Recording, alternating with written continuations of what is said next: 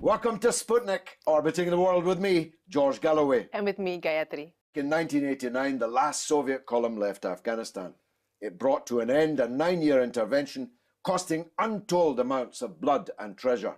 The left-wing government left behind in Kabul struggled on for longer than most thought possible before being overrun by the US-backed and Saudi-funded fanatics who murdered the president, Najibullah, hanging him from a lamppost with his severed penis stuck in his mouth. It was the shape of things to come. Competing Mujahideen factions proceeded to murder each other on an industrial scale until the Taliban crushed them all and teamed up with Al-Qaeda in one of the most obscurantist states in history, the Islamic Emirate of Afghanistan. As the world knows, they soon turned on their erstwhile patrons, from Al-Khobar to the Twin Tower.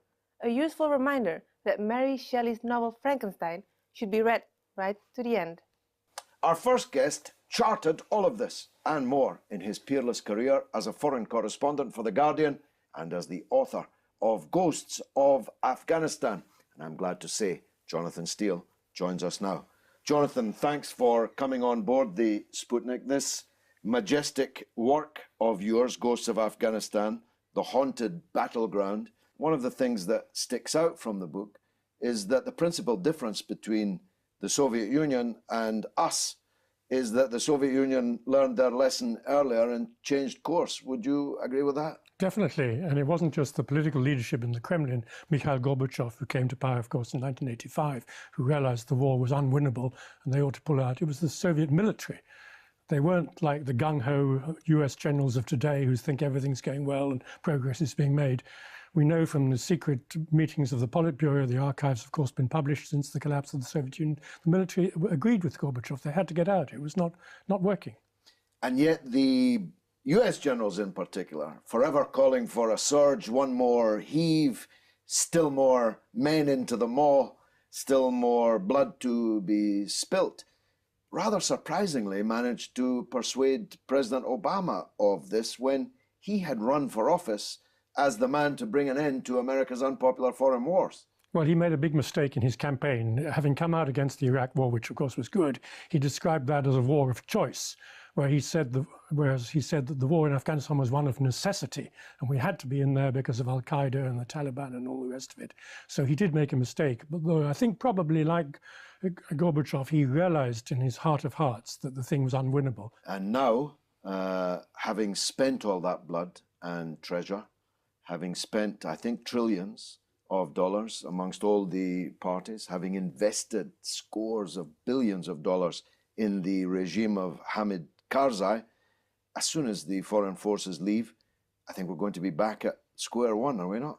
Well, I think it'll be worse because, as you pointed out in the intro, it took 3 years before the Mujahideen came into Kabul after the last Soviet troop had gone. I mean, I flew actually on February the 15th, 1989, from Moscow to Kabul. I was the Moscow correspondent of The Guardian. And a lot of my Russian friends thought I was crazy to be going to Afghanistan at that moment. They thought there'd be complete collapse of the regime, there'd be a bloodbath, any foreigners would be killed, particularly ones like me who'd actually worked there during the Soviet period and reported from there. But I had a sense that it wouldn't be like that. I thought the Afghan army was relatively strong. I didn't think all the government workers in Kabul wanted the Mujahideen. They were terrified of them. And I knew, of course, that the Mujahideen completely disunited and were often fighting each other more than fighting the Soviet or the Afghan army. And so I thought that it would probably last. But there was a massive actual psychological campaign by Western governments to try and undermine Najibullah. Robert Gates, who had been an advisor to President Carter in the Brzezinski national security era, which began this whole miserable story, revealed for the first time, or at least confirmed for the first time, that the US administration had been funding these fanatics, these so-called Mujahideen, fully 6 months before the Soviet intervention in the country. That squares, I'm sure, with your own findings. Exactly right. They wanted actually to suck the Soviet Union into Afghanistan. They were very glad when the Soviet Union invaded because they thought it would be revenge. It would be the Soviet Union's Vietnam, and they would get a bloody nose, just like the Americans had done 4 or 5 years earlier in Saigon.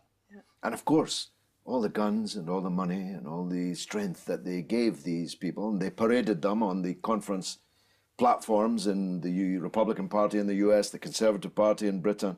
ITN was forever reporting about these holy warriors, these freedom fighters, as President Reagan called them. These are the very people, or the very milieu, out of which 9/11 and other Al-Qaeda atrocities came. Well, one of the incredible things about this election that they're going to have in April, in 2 months' time in Kabul, is that one of the candidates, Abdul Rasul Sayyaf, is the very man who invited Al-Qaeda, Osama bin Laden, to come to Afghanistan in 1986. And yet he's posing as a Democratic candidate for this presidency. And Western diplomats go along and talk to him and say, oh, yes, he's changed now, he's a different man, and all the rest of it. And does he have much support in Afghanistan? Well, I think he's popular in some areas, but only in the tribal areas around Pagman, which is his own personal sort of power base. But I think a lot of people, particularly women, other people who are more secular, are terrified that men like this could possibly come back to power. Now, it's all lasted longer than the First and Second World Wars put together. We ourselves have lost the blood of a lot of our service personnel. The US, of course, far more. Other NATO intervention countries also. The financial costs have been gigantic. It has to go down as a pretty unmitigated disaster when you spend the lives of your people and the trillions of dollars and leave so little behind.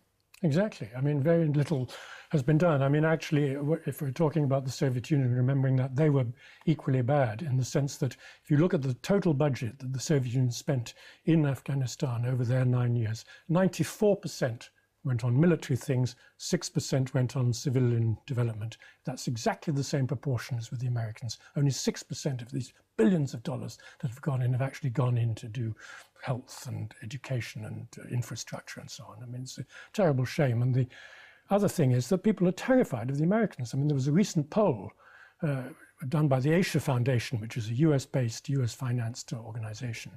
And they found that 77% of Afghans say they're terrified when they see, if they come into any encounter with the Americans. Even Karzai is now trenchantly criticizing the British and American occupation, which put him in power. Well, this is what happens, I think, to people who are puppets, essentially, or clients, you know, with no real power base of their own. On the one hand, they're completely dependent on the occupiers or the invaders or the interveners, whatever you want to call them. At the same time, for national dignity purposes, every so often they have to make a little statement saying, you know, I'm a nationalist, I want the Americans to go, and so on. Well, and Najibullah did the same thing. Actually, I interviewed him 25 years ago when I finally arrived in Kabul on this trip that I've just mentioned.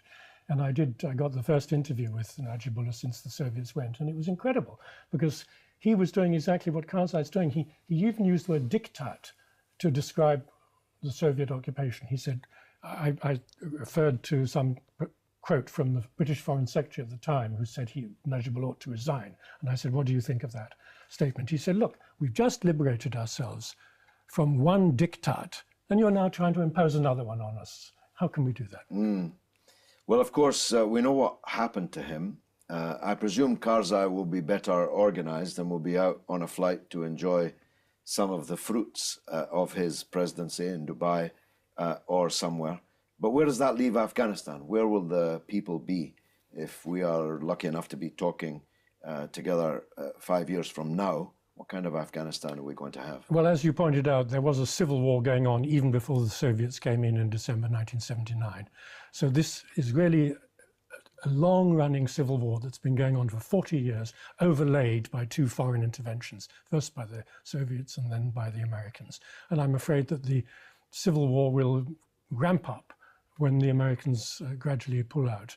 and fighting will continue. And as I said earlier, Kabul may fall, not immediately, it could be 2 years, but I don't think it's going to last for very long. But certainly the countryside, the Pashtun areas from which the Taliban come, the south and the east of the country, will gradually, the villages will fall under Taliban control. Many of them have already. Well, the fighting and the violence and the destabilization has, of course, and the war has, of course, spread over the border into Pakistan and may yet consume Pakistan, at least the formerly northwest frontier province, which begs a question that I don't think you deal with in the book. Perhaps you'd give me your view now. Is Afghanistan one of these states that's going to have to separate, that is going to have this Durand line redrawn with a Pashtun state somehow emerging out of the Pashtun areas in Pakistan and the Pashtuns in Afghanistan? Well, I don't think either the people in Kabul or the Islamabad people want that. I mean, the Pakistanis don't want that. That would increase the number of Pashtun in their own country, and that would be a potential security threat to the, the other groups in Pakistan. And similarly, the Afghans don't want to lose territory, I think. So it would have to be a popular movement based on a continuing insurgency. But at the moment, the Taliban focus is not to withdraw this part of the country and join it to Pakistan. It's to capture power in Kabul. So, sure, but they're not going to. I mean, we'll be back to the Northern Alliance then, won't we? Well, we are. That's why this election is going to produce only people, probably in power, who are, historic enemies of the Taliban. So the chances of getting peace talks and an end to this historic civil war are going to be rather dim, I think, because it'll just be reviving all the old bloodlust of the last 20, 30 years. War, and more war. If you want to understand what's happening in Afghanistan, this is the book to get. Ghosts of Afghanistan, The Haunted Battleground, by the peerless Jonathan Steele. Thanks for joining us on the Sputnik. After the break, a tale of skullduggery involving the Metropolitan Police. Who would have thought it? Casting light into the shadowy world of undercover cops, the organizations they tried to wreck, the women whose hearts they broke, and the children they abandoned. We'll be right back.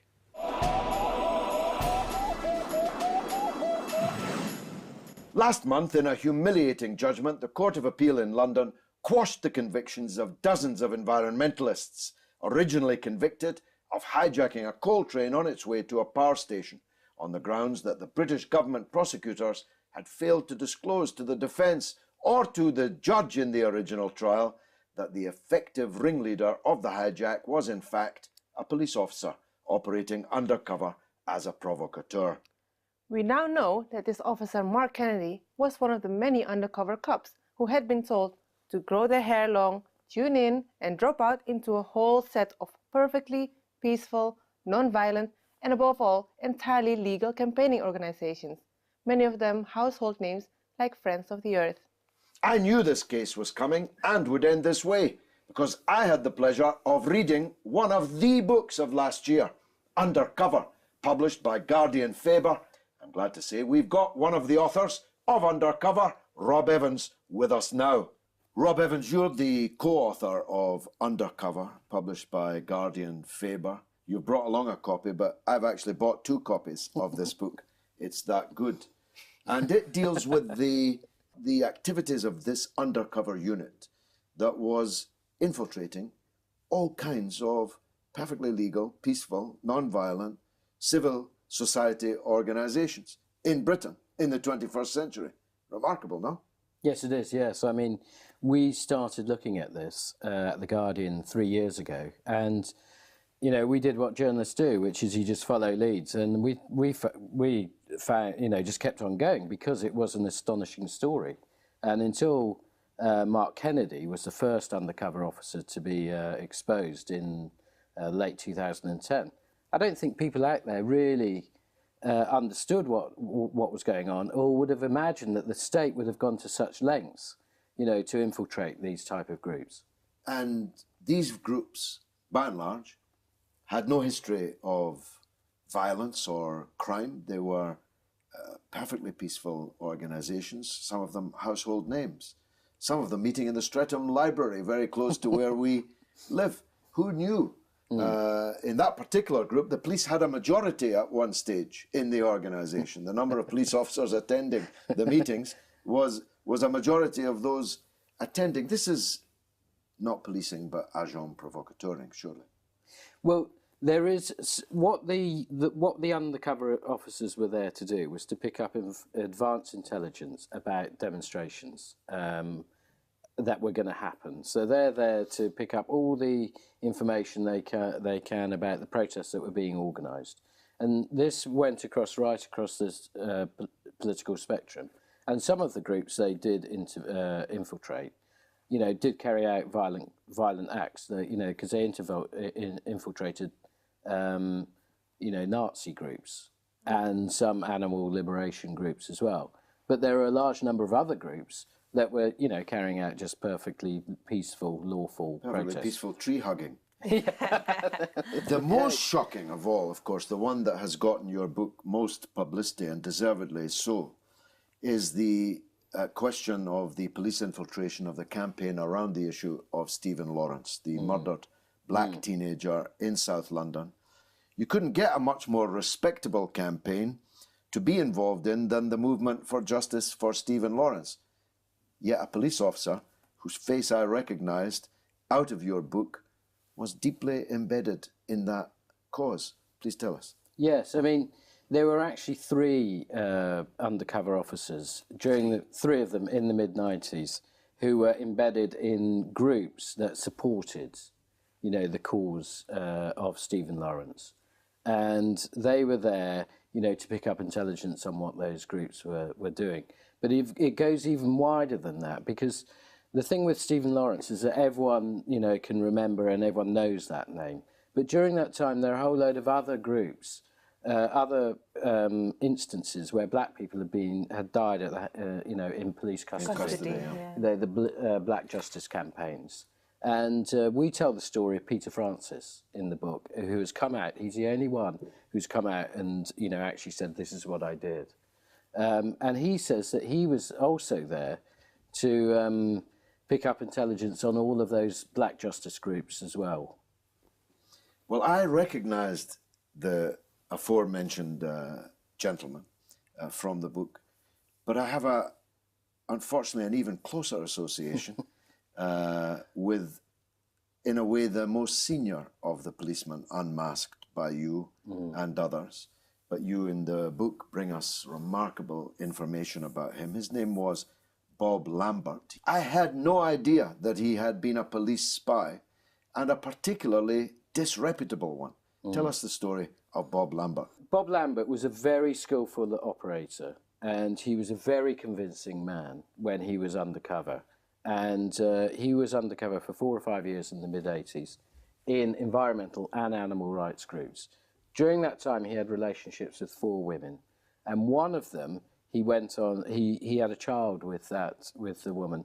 None of the 4 knew that he was an undercover copper, and he abandoned her and their child, their boy, in the late 80s, and took no part in helping to bring up that child. And she only found out by chance, 24 years later, that he had been an undercover copper.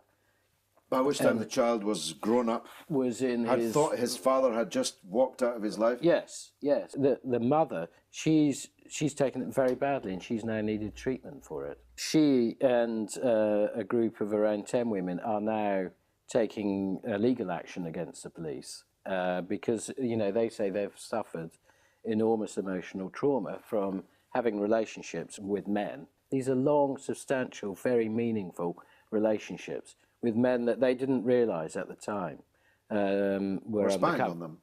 Were spies, yeah. And that they found out many years later were spies. And they've said that the police are responsible for the trauma and devastation that they've suffered. I'm just so astonished at the fact how easy it is for them to go from one to the other disguise, presumably changing names as well. Yes. And all the legal paperwork that comes with it. It must go all smoothly for them. Well, the thing about when the police set up this undercover unit, they went to very elaborate lengths to make sure that the officers who went undercover would not be discovered.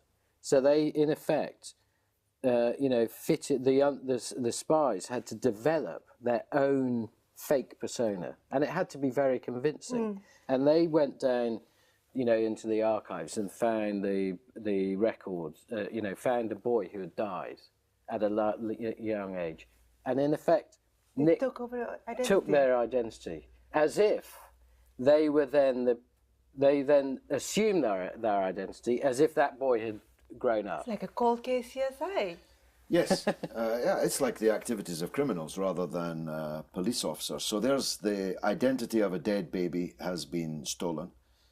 Without the knowledge of the parents. Without the knowledge of the parents. A woman is falsely drawn on a false basis, drawn into a relationship. Children are then born, then abandoned. It's a pretty sorry story. What kind of men are they that do this kind of thing for a living? Well, the best undercover officers are always the best liars. They're very convincing, and they have to be convincing if they're going to survive out there. Otherwise, they will get rumbled, because a lot of the activists that they are infiltrating are actually quite, they're pretty clued up, politically sussed people, yeah. Yeah, and they can notice, they get a feeling about people if they're not right. So a lot of these are, Bob Lambert, for example, was one of the best operators that we know about. There may have been others that we have no idea about because they were so smooth that we don't have even a clue about. But they were very convincing. Must be an expensive business also, because you're creating a false identity for someone over many years. Yes. So he has to have his actual house where his real wife and children live, and he's got to have a fake house cover. Paid for by the state. Paid for by the state. He's got to have a vehicle in both places. He's got to have a life in both places. Yeah. What justified this huge expenditure from the Metropolitan Police's budget? Well, that's the question, isn't it? I mean, at the heart of all of this is the justification. Why? I think people out there can think, well, okay, then if you're infiltrating the IRA, we can see why you did that. But here, the question that a lot of people are asking is, why is the state going to such lengths, and duplicity to infiltrate groups that, were committing, minor crime, really, if they were committing crime? But they're no direct threat to the state, I assume. Well, it depends how you define a threat to the state. I mean, all these undercover officers in that particular unit were special branch officers, and special branch was there basically to collect information about political activists that they perceived were a threat to the state. The $64,000 question is this still going on? The people who are watching this, who are involved in civil society organizations, how worried should they be that the woman or the man sitting next to them is actually a copper? Yes, well, I mean, I think it is still going on, basically, because the police make no attempt to say it stopped. At what level and what extent, I don't know. But I think they are still out there. All the information that has come out has not come out, because the state has wanted to tell us this. It's come out because of, the detective work of either the campaigners or whistleblowers who have come and talked to us. And you, who, with Paul Lewis, produced this really wonderful book. I said last year that this was one of the books of 2013. I tell you, it still repays reading today. Rob Evans, thanks for joining us on the Sputnik. Thank you very much for having me. Now it's your turn to tell us what you think in the social media review. Gayatri, what's rattling? I asked whether the 12-year war in Afghanistan was worth it and what was actually gained from it. The verdict was unanimous. Mark Walder says, for Western governments regarding oil and opium, yes, there was a lot to gain. For the people of Afghanistan and the region, of course not. And on Facebook, Mitchell Hawes says, well, we did at least give the warlords and drug producers back their liberty to reign terror over the world following on from the lovely Taliban and all their libertarian views. The UK and US backed the Mujahideen back in the day, getting rid of the only legitimate government in memory. They brought stability in Afghanistan, but not a pro-Western stance, So off they went, and following on came Al-Qaeda. Well, this is a very important point, that the government that came before the US intervention in Afghanistan in 1979 was, briefly, warts and all, the only progressive government of any kind that Afghanistan has ever had. They talk about women's rights. That's the only period where girls went to school, women went to university. Jordan Turner says it's a waste of life. The Taliban will have full control again within, 10 years? To which Daniel Masterton replies, are you being serious? I would say 10 hours. It won't be 10 hours, but it definitely won't be 10 years. It could be 10 weeks. That's all we've got for this week. Which, unfortunately, means that's the end of the show. Keep contacting us and tweeting us on RT_Sputnik, and on Facebook you can find us on Sputnik on Russia Today. It's goodbye from me, Gayatri. And from me, George Galloway. It's been marvellous.